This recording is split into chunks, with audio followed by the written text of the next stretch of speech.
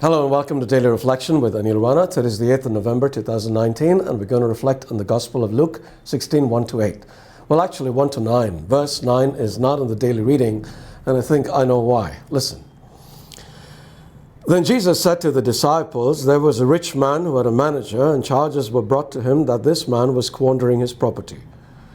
So he summoned him and said to him, what is this that I hear about you? Give me an account of your management because you cannot be my manager any longer. Then the manager said to himself, what will I do now that my master is taking the position away from me? I am not strong enough to dig and I am ashamed to beg. I've decided what to do so that when I am dismissed as manager, people may welcome me into their homes. So summoning his master's debtors one by one, he asked the first, how much do you owe my master? He answered, 100 jugs of olive oil. He said to him, take your bill, sit down quickly and make it 50. Then he asked another, and how much do you owe? He replied, 100 containers of wheat. He said to him, take your bill and make it 80. And his master commended the dishonest manager because he had acted shrewdly. For the children of this age are more shrewd in dealing with their own generation than are the children of the light. And I tell you, make friends for yourselves by means of dishonest wealth, so that when it is gone, they may welcome you into the eternal homes. The Gospel of the Lord. If you have been following these reflections, especially over the past few weeks, you would have noticed that Jesus often uses the bad deeds people do to teach us some good truths. As one example, consider the parable of the unjust judge. The point of the story was that if a corrupt judge could grant justice to a grieving widow, how much more would a good judge, God, grant justice to us?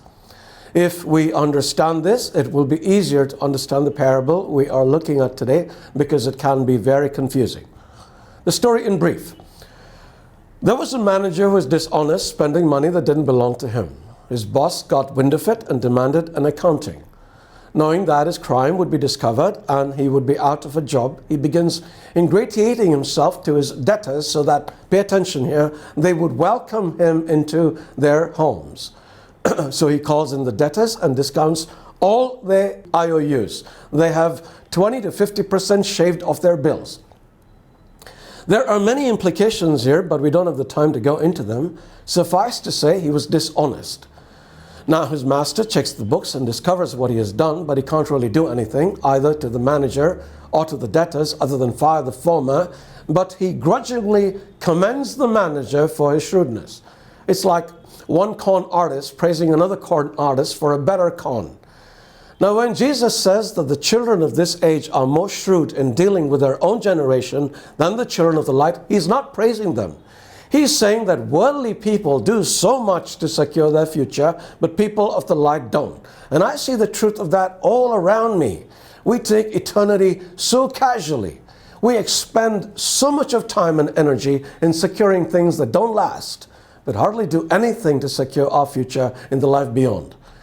And then Jesus makes the statement that confuses many. He says, and I tell you, make friends for yourselves by means of dishonest wealth, so that when it is gone, they may welcome you into the eternal homes.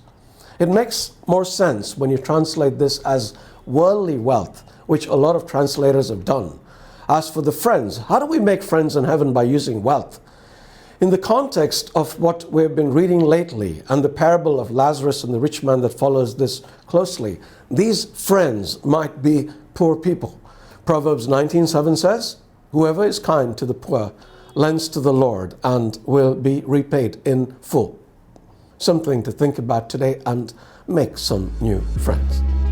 God bless you.